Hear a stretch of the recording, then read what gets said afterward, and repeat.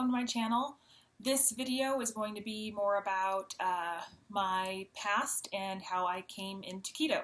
So just going back to childhood, and one of my earliest memories for weighing myself was in middle school. I remember we were doing some type of physical fitness test, and we had to step on a scale, and I remember seeing the numbers 145. And I didn't really think that was heavy until the rest of my friends stepped on and they were maybe 90 pounds or maybe 100 pounds. And then I thought, wow, I weigh a lot compared to the other kids.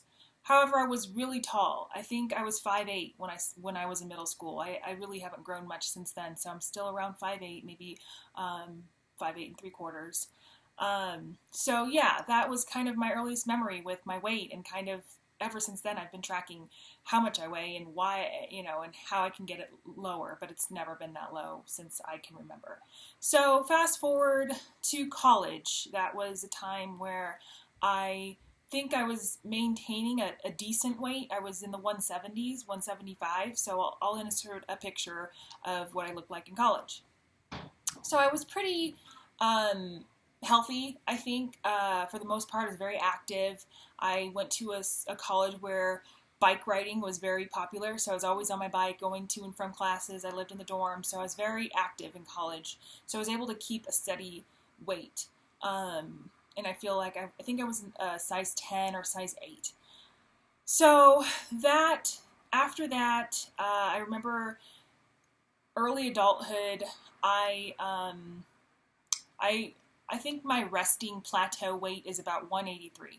I don't have to try too hard to stay at that weight, but it's heavy, and it's always felt heavy to me, but it's something that my weight is very evenly distributed, so I can be 185, 188, and people think that I'm fine because my size jeans maybe is a size 10, and it doesn't seem like I'm holding a lot of weight, but I really am holding a lot of weight, and I think that that's starting to, and it creeps up from there. So, so going back to my story, I met my husband at the end of college, and we started a family pretty early on. My first pregnancy, I think I was in the high 180s, and so when I delivered my son, I was 245 when I delivered my son. So I was very, very heavy. I could barely do basic things that were easy for me before then. So I quickly dropped that weight. Like I said, I can hold 180s pretty easy. I can get down to that weight fairly easy without trying too hard. So I was able to get down to that. But 2 years later, I got pregnant again, and that pregnancy was easier. I was chasing around my first son, and I was a little smarter and never wanted to get to 240s again. So I think I delivered my second son at 215. Then I started getting into running. I was always able to get most of the weight off, but I've never gotten down to a size where I felt, wow, I'm thin. I'm feeling good about my body. So I wanted to get to that. I was challenging myself to get to that. So I started running, and I started with 2 to 3 miles that I could run, and then eventually I got to 4 to 5 miles, and then I hit 8 miles, and eventually I was running a half marathon. So I got down to a size 6. I believe my weight was 160. So I'll insert a picture of that here. When I got down to that weight, I felt so good. It was easy to pick clothes out. It was fun. I never struggled. I felt really good about my body and myself, and I was able to maintain that weight pretty easily. I wasn't struggling to maintain that weight. And then I got pregnant again for the third time. Third and final son. I was the smallest I'd ever been when I first got pregnant. I remember hearing the doctor say, well, you're at a normal weight, so you're able to gain the 35 pounds. I had never heard that in my life. So I believe I delivered my third son around the same weight. I was probably right at the 200, 210 mark when I delivered him. The weight dropped off fairly quickly. I had more kids, more running around to do, so it wasn't as hard to get the weight down.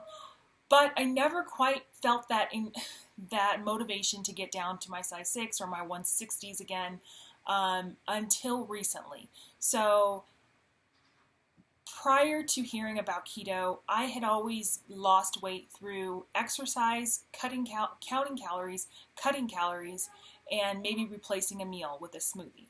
my smoothies were heavy in carbs because I was eating, or for my smoothie, I would do like 2 bananas, some berries, you know, some almond milk. You know, I'd throw some spinach in there to make myself feel like I was doing something healthy. And it worked because I would count calories and I would cut calories to where I was maybe consuming 1,700 or 1,800 calories. And then on top of that, I would run or I would exercise in some way or some form. So it would work, but it never quite stuck because I always had cravings. I always had a sweet tooth. And I would find myself inching my way back to 180s. And then from there, it was a slow trickle to 190s. So that kind of brings me to where I am today. My current weight before I started keto, I've been on keto for this is going to be my 4th week. But when I started, I hit this point of I can't control my eating. If I'm stressed, if I'm emotional, if I'm anxious, if I'm whatever feeling, I go and I grab a snack. I do late night. I was doing late night snacking. I would do emotional eating. I would get my sweet tooth craving around that time of the month, and I would have a cookie. I would make cookies. I would have a piece of cake. I would comfort eat a lot, and I'm pretty active. I'm not very sedentary, but I still gain the weight. And before I knew it, I was at 195. And that's when I hit 195, that's when I know, okay, you're at a heavy weight, you need to do something about it. So this time, instead of going for counting my calories, crash dieting to get the weight off, I started looking into keto. I'd heard of it before, never really understood it, but I finally did the research and I thought, you know what, I'm going to give this a try because it didn't seem too restrictive. It didn't, and it said that it claimed you would lose a lot of your cravings, you'd be able to control your hunger, and these are things that I'd never had before throughout my dieting years. So I started keto March 17th, and I'm going to make a new video about so far on my keto diet. I want it to kind of cover the first month of keto, which will be the end of this week. So I'm going to put up another video with some progress pictures of my keto journey. But I wanted to get this video out to kind of show where I've been and how I got to being that mom that switched to keto. So thanks for watching.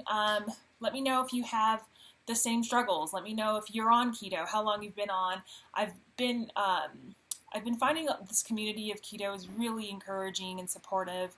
I have an Instagram account that I started towards the beginning, and the support and the community that's there is really great. And if you are thinking about doing keto, I'd advise you just kind of go on and look around and find people that are doing it or have done it, and seek out some answers and things that might work for you. So that pretty much wraps up my story thus far, and I'm really excited where this keto journey is going to take me.